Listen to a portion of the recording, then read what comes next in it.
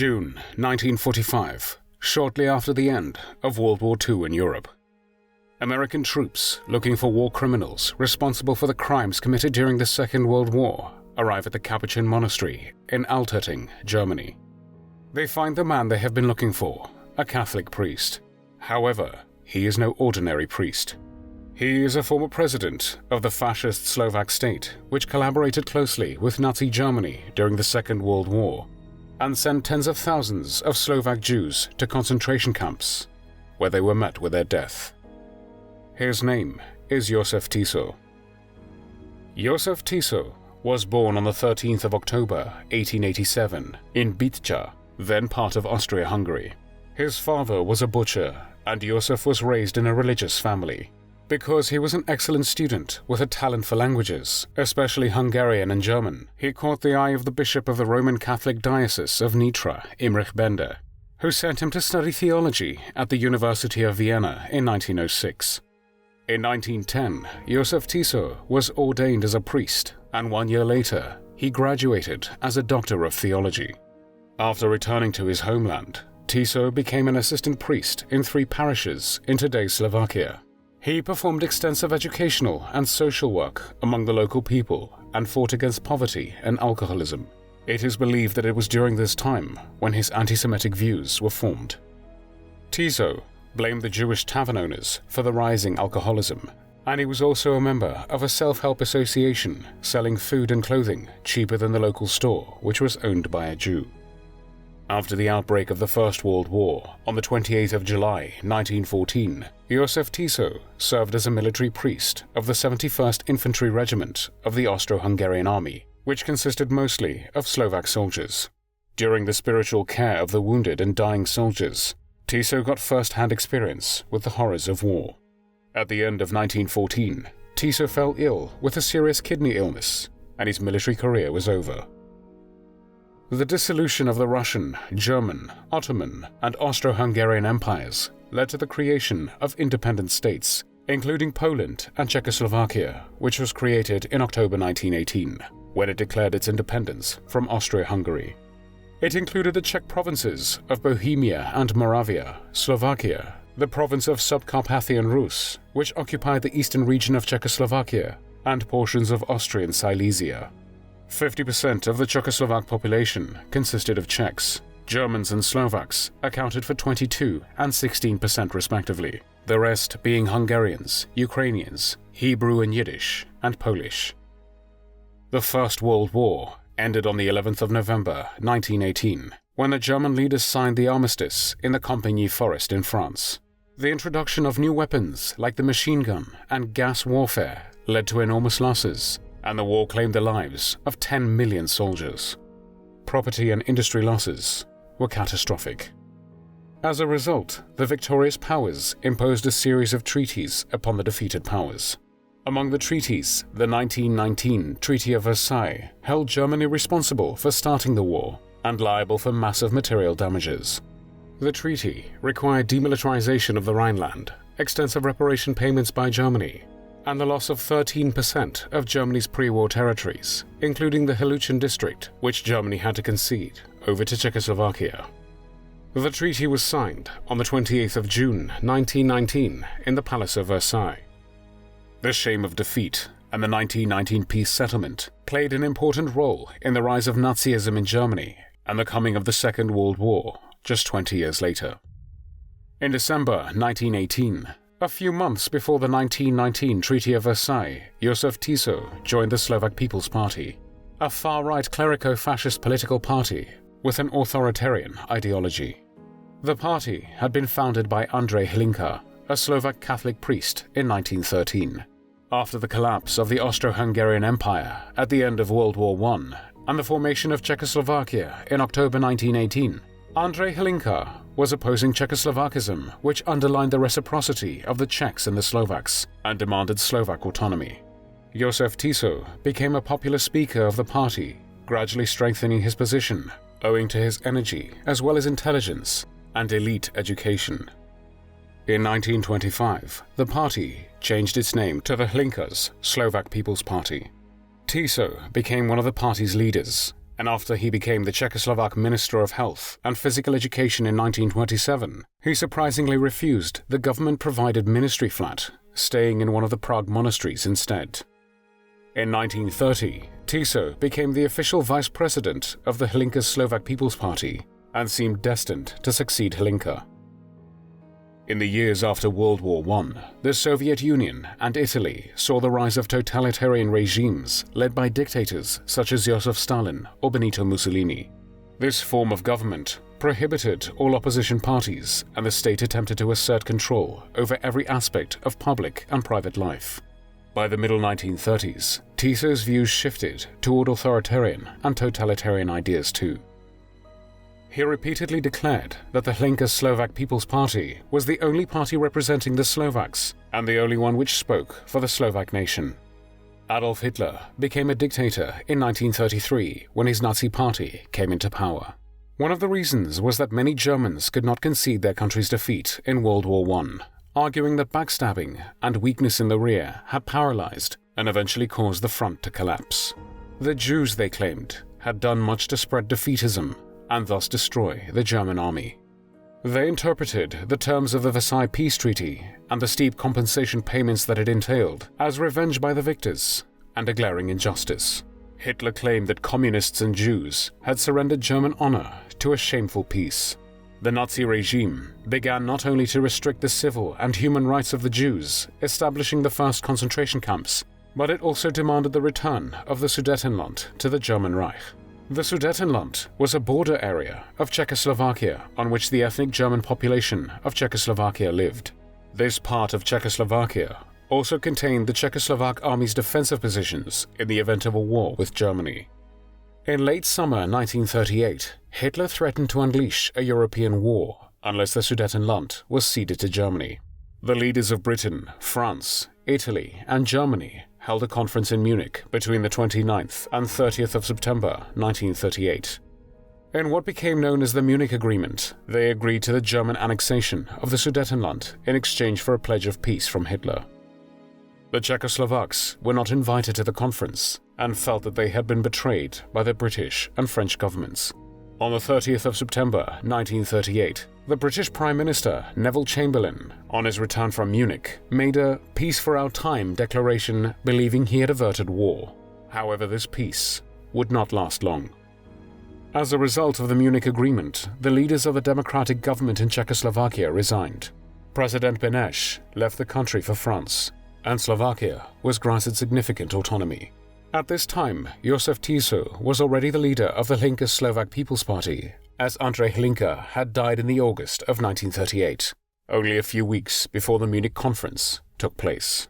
On the 14th of March 1939, Jozef Tiso became a Prime Minister of the First Slovak Republic, which was, until then, part of Czechoslovakia as an autonomous Slovak state. One day later, on the 15th of March, Nazi Germany invaded and occupied the Czech provinces of Bohemia and Moravia in flagrant violation of the Munich Agreement.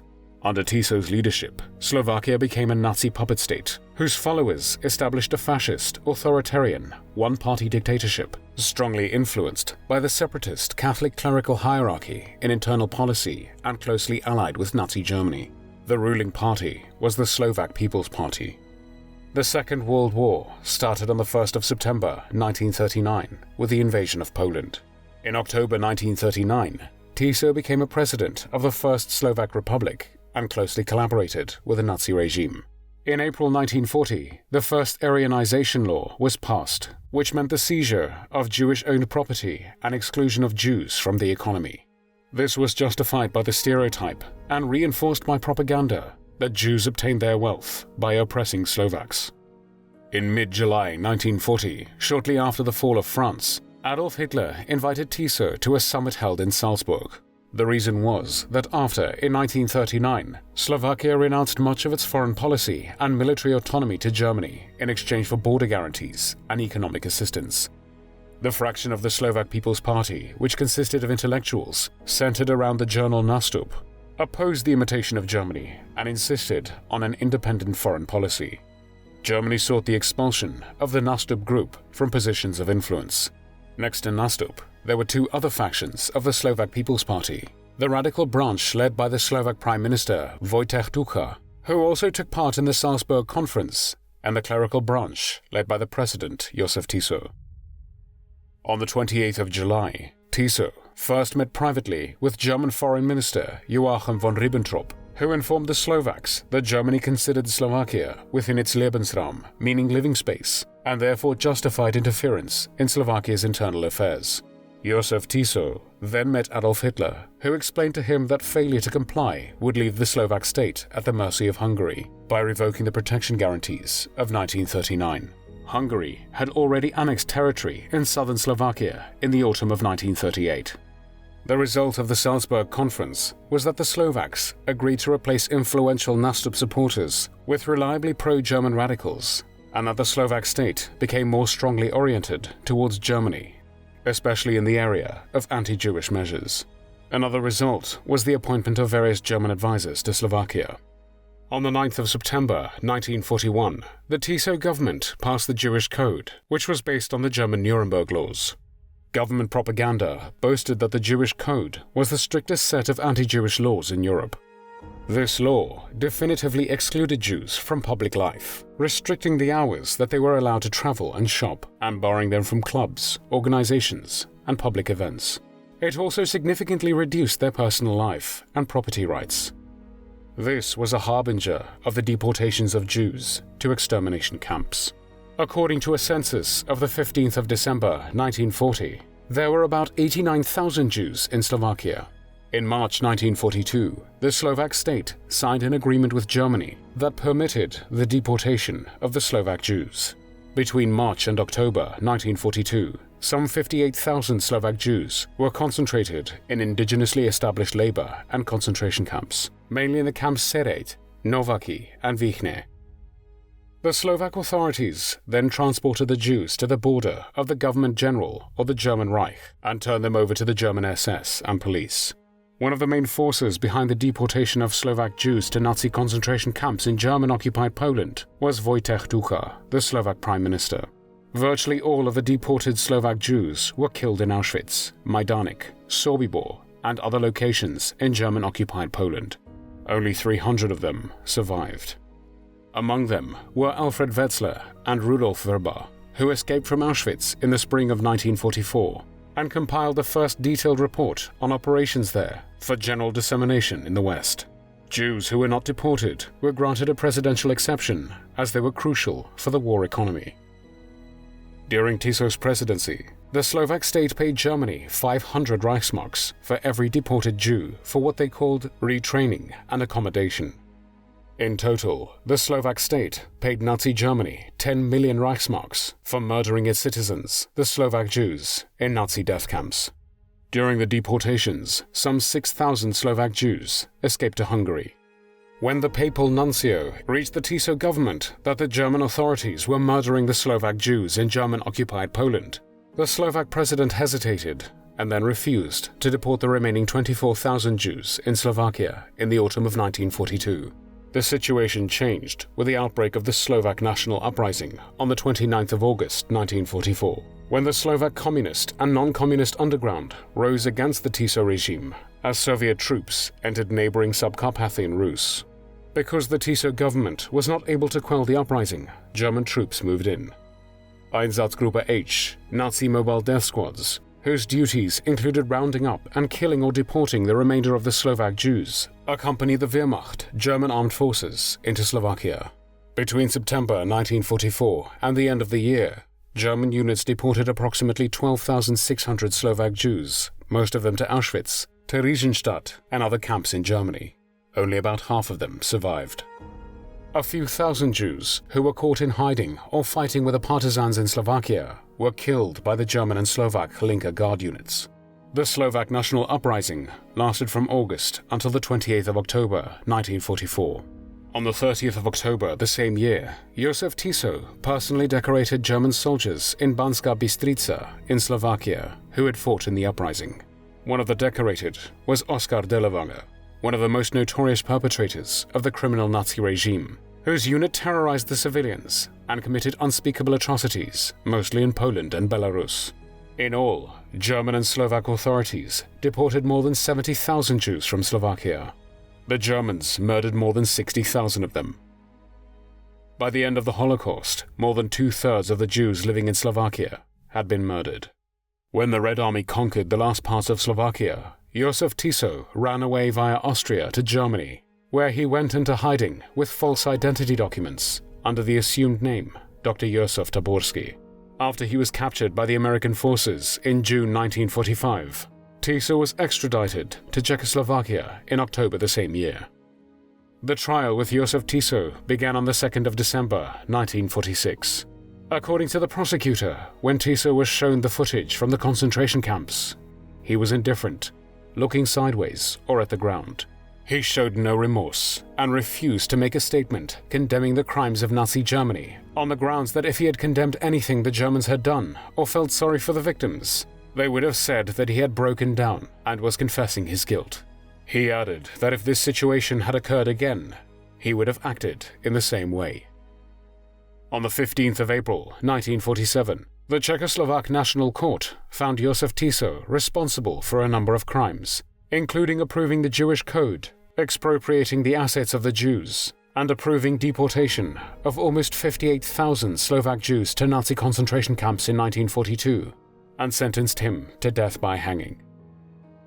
The night before the execution, Tiso said that he felt like a martyr of the Slovak nation. He was 59 years old when he was executed on the 18th of April 1947 in Bratislava. As he walked to the gallows, he was wearing his clerical outfit. According to the contemporary press, Tiso was pronounced dead by a doctor 7 minutes after the execution had begun.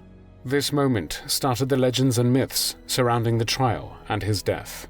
Even though the Czechoslovak government buried him secretly to avoid having his grave become a shrine, the Tiso far-right followers soon identified the grave in Bratislava. Decades later, the body of Tiso was exhumed and buried in a cathedral in Nitra in accordance with canon law. Today, many proclaim Tiso as a martyr who sacrificed his life for his belief and nation, portraying him as an innocent victim of communism and a saint.